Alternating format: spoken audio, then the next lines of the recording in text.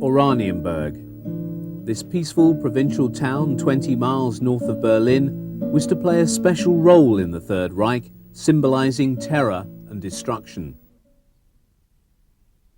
In July 1936, the SS had 50 prisoners brought from the Esterwagen camp to build a large new camp in the Oranienburg suburb of Sachsenhausen. It was to become a model for all later concentration camps. As the walls and barbed wire fences were being built even higher to hide the camp's horrific program from the rest of the world, Hitler was making peaceful overtures at the Olympic Games in Berlin.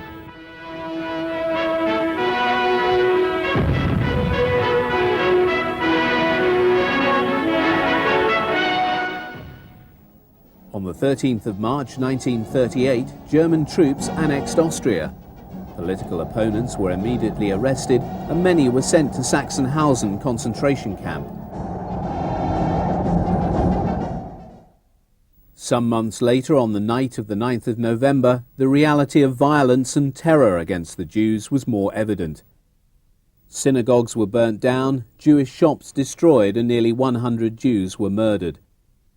This state-sponsored pogrom was silently tolerated and even welcomed by the German people.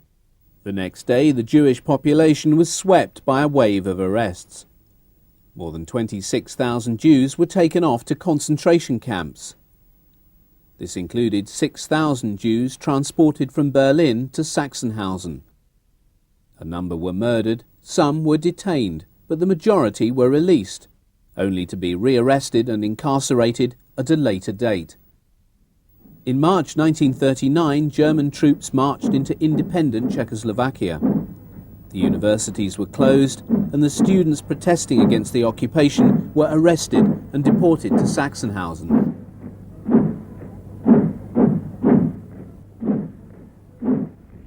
Anyone who had thus far remained oblivious to Nazi expansionism were soon rudely awakened when, on September the 1st, Germany attacked Poland. 2 days later, the Allies declared war on Germany. The Second World War had begun. This was greeted with enthusiasm by the majority of the German people. The war spread rapidly across Western Europe. Belgium, Holland, Luxembourg, France. The toll of countries capitulating to Hitler's forces grew. The Wehrmacht marched victoriously through Paris. Hitler was one step nearer world domination. The occupying forces ruled through violence and terror. As a result, in France, as elsewhere, young resistance fighters soon fell into the hands of Nazi police and Nazi justice. Russian prisoners of war such as these at Minsk suffered the same fate as the political opponents of Nazism. These prisoners were transported to Sachsenhausen, where a particularly harsh fate awaited them. Peoples from all nations against which the Wehrmacht conducted its relentless war were locked up in concentration camps. By the end of the war, soldiers and civilians from over 40 countries had passed through the camp at Sachsenhausen.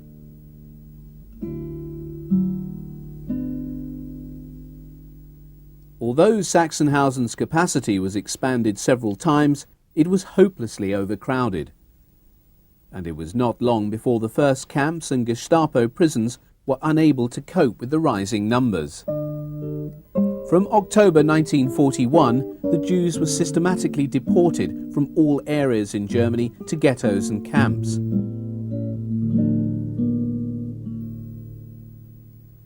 The camps they were sent to were mainly in the east, such as Auschwitz. In October 1942, 454 Jews were sent from Sachsenhausen to Auschwitz.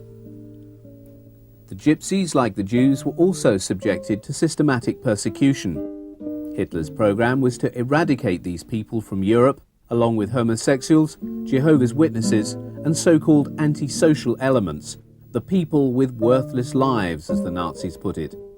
Together, these people were the earliest victims of organized mass exterminations in concentration camps. As the war progressed, more and more concentration camps were needed throughout the Reich to accommodate the ever-growing mass of prisoners. The large intake of prisoners to Sachsenhausen caused a steady decline in living conditions. Each barrack was originally designed to house 140 inmates. Instead, 400 were crammed into the wooden hovels, suffering beatings from SS guards.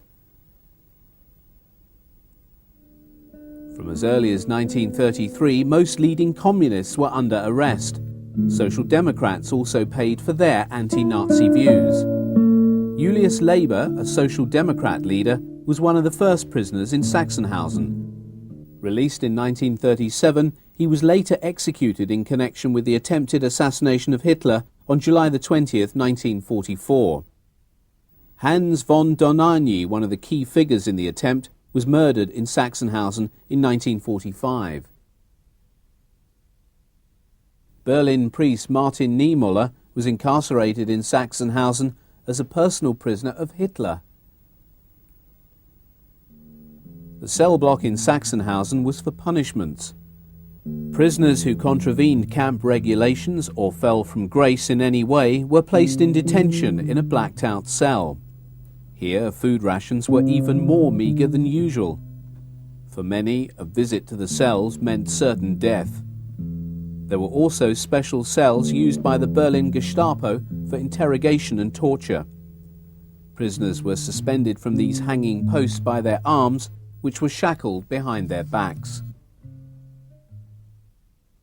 For many camp inmates, imprisonment was effectively a death sentence. From August of 1941, approximately 10,000 Russian prisoners of war were brought to Sachsenhausen to be executed, mostly by shooting. Their bodies were taken to the crematorium for burning in the ovens. The concentration camp inspectorate were responsible for the administration and planning of all the concentration camps in German-held territory. From 1938, its offices were based inside the camp at Sachsenhausen.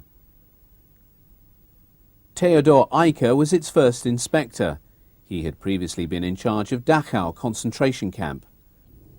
In March 1942, the inspectorate was incorporated with the Central Department for Economic Administration. The head of this department, Oswald Pohl, had previously pointed out the potential use of the camp inmates as a workforce. From this point on, the prisoners were exploited even more mercilessly as slave workers. Rudolf Höss was in charge of Department Group D under this administration. His department was responsible for the prison conditions and the murder of prisoners in the concentration camps and the mass murders in the extermination camps. Over 200,000 people were incarcerated in Sachsenhausen between 1939 and 1945. The camp was designed and built in a triangular shape. This particular form allowed optimum surveillance from the 8 watchtowers strategically placed along the 3 walls. Arriving on trains, the prisoners were forcibly marched and beaten on their way from the railway station across town to the camp.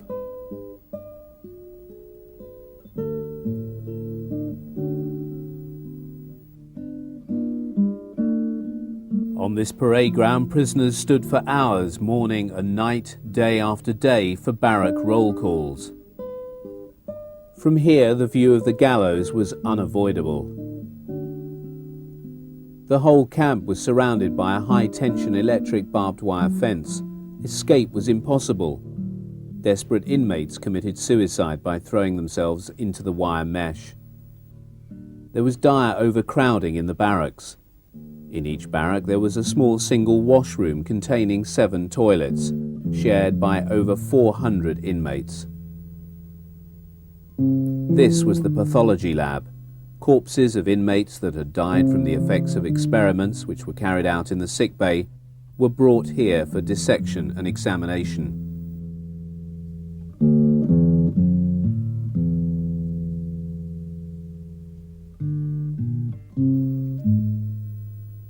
The dead were transferred to the mortuary. Later they are incinerated and their ashes buried.